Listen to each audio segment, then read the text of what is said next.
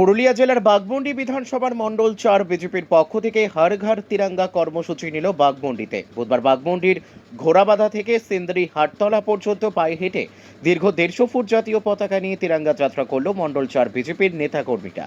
পথ মিছিল থেকে একটাই বার্তা ওঠে, প্রতি ঘরে জাতীয় পতাকা। তিরঙ্গা যাত্রায় পা মেলালেন পুরুলিয়া জেলা পরিষদের সদস্য রাকেশ মাহাতো, বাঘমুন্ডি বিধানসভা কনভেনার সুকুমার মাহাতো, বিধানসভা কো কনভেনার মানিক চন্দ্র মাঝি, মণ্ডল 4 সভাপতি অরুণ চন্দ্র মাঝি, সিন্দ্রি গ্রাম পঞ্চায়েত প্রধান দ্বিজেন্দ্র মাহাতো প্রমুখ।